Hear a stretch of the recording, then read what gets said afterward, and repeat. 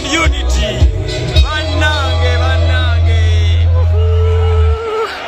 Banange tuli live Makerere Kavule finally amanyi g'abantu His Excellency Robert Kyagulanyi Center mu mukyala we first ngenda kusaba twongere okugaziwanga bwe twagaziye omulundi ogwasoose tusobole okuliitinga platform eno tusobole okubanga also acclimatize ourselves with the Luganda language because it is the language that depends on you.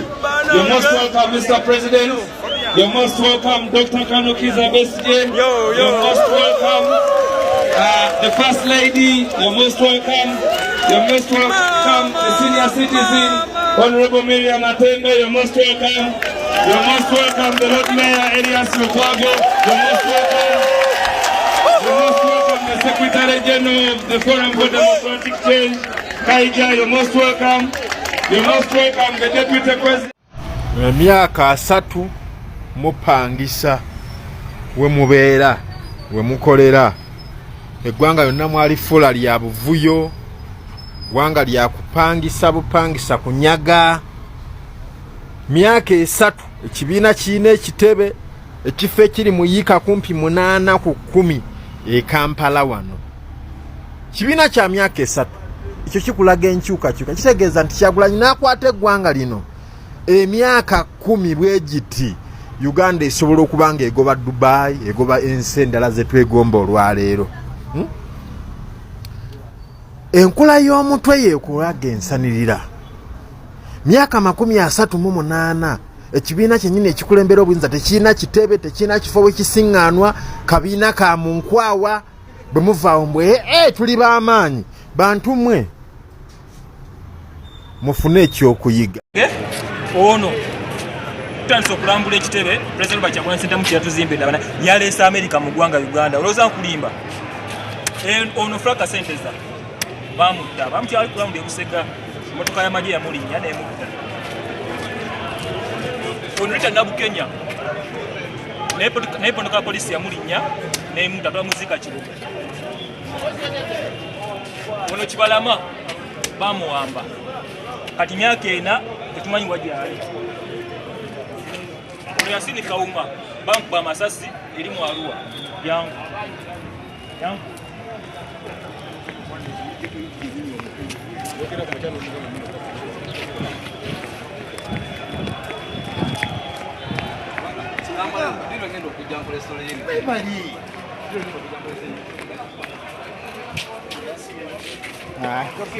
Nza washrooms oba yaga okweyamba okuba essimu ojja wano yankwalambuze otuuka nalwa akapande yense no abasajja eno wabakyala ono president wagenda okwogereranga addressing eggwanga you want president anayo presidential address enakwa addressing era neggwanga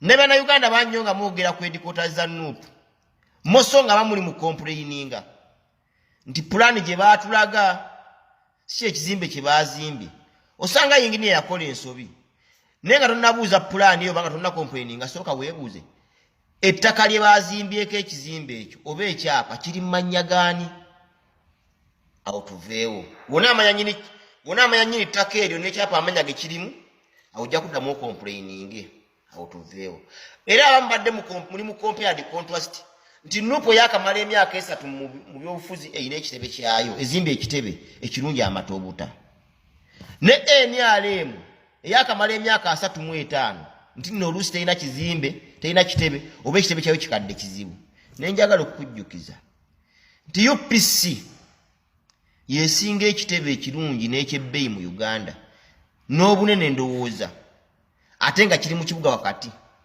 gye bayita Uganda House. Uganda House eri Kunkuluma Road wakati wa Nassa ne Jinja Road.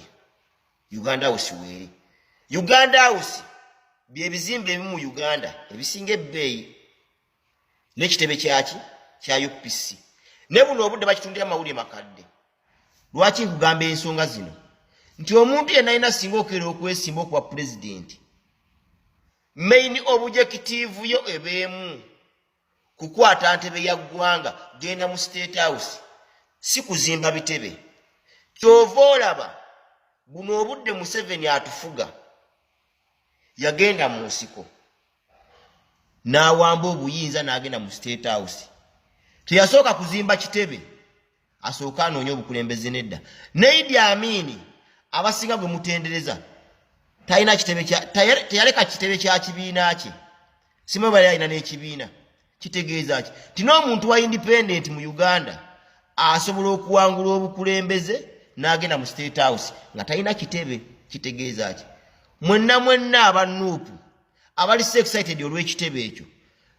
Kitegeeza main issue yammwe ya kuzimba kitebe si ya bukulembeze. Va ku kibiina kya NUP Makerere headquarters wempise bwe mu bunkenko buyitirivu.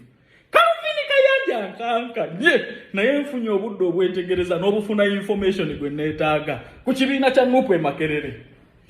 Information ono asobola okuyamba gwe yakyawa ebyokulima n'olowooza nti ebyobufuzi bye bigenda okukyusa obulamu bwo. Nfunye information asobola okukyusa obulamu bwo. Ngenda kunnyonnyola ettaka ekibiina ekyo kwe kitudde lyani. Nkubuulire pulaani lwaki gye baakulaga si ye yazimbibwa. Ngenda kunnyonnyola pulaani eyo ey'ekibiina ekyo eri mannya gaani. Ekisooka kankubuulira amazima nga tetunnagenda wala. Ziri siwa offices bazimbye hostelo z'abaana kubanga business eri Makerere awo wonna baana basomera wali Kasozi. Era bw'okitunuulira tekyawukana nnyo na arcades nabyo hostelo biri ku kkubo eryo. Nimbye abasule Makerere Kavule abakkiririra awo. Eyawukanira ddala n'ebizimbe ebiriraanyeewo kubanga business eri awo y'abaana basomera Makerere kusulawo. Era bw'otunuulira structure n'ekizimbe kino ne munda mwonna bakipartitioninze mulimu buulumuluumu. Ani nannyini kyapa ekyo ettaka eryo we liri toddamu kufuna kaadi mu NUP. Omukulu nga bw'asiba alangira abalala nti Museveni buli kimu kyonna okyeddiza maanyi go, buli kimu kyonna okyeddiza. Kati ebya National Unity Platform lwaki biri mannya go nga gwe Ssenkagale. Nfunye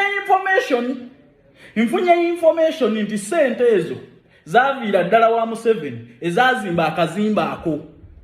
Kubanga architecture bwe njogeddeko naye omukugu aŋŋambye waliwo akakadde akaaliwo mwayongerezaako ne mulinovatinga kaabamalako miliyoni 600.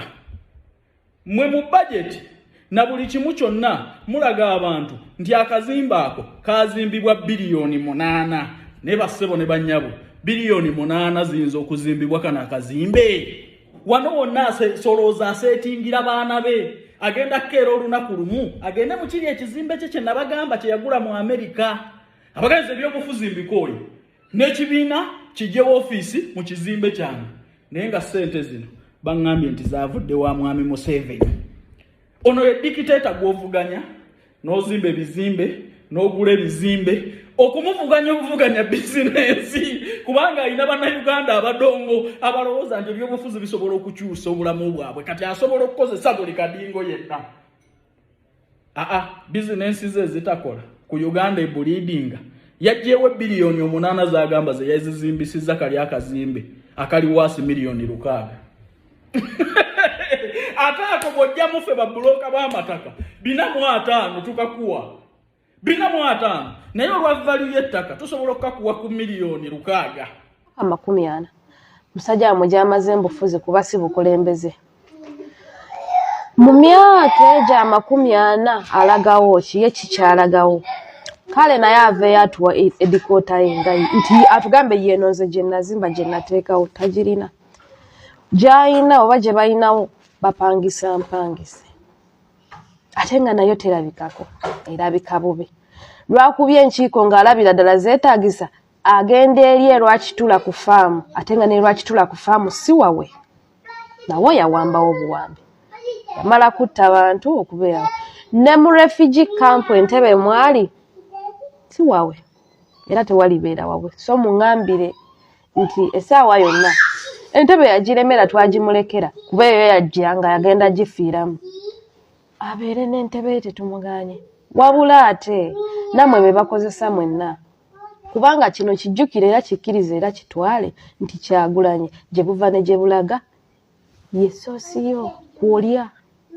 oba omuvumye ffe tetukyalina budde bwammwe kuba twakeera ku makya ne tukimanya nti lwe mutavumye Kyagulanyi oba lwe mutogedde Kyagulanyi oba lwe mutalumbye Kyagulanyi mujja kufa enjala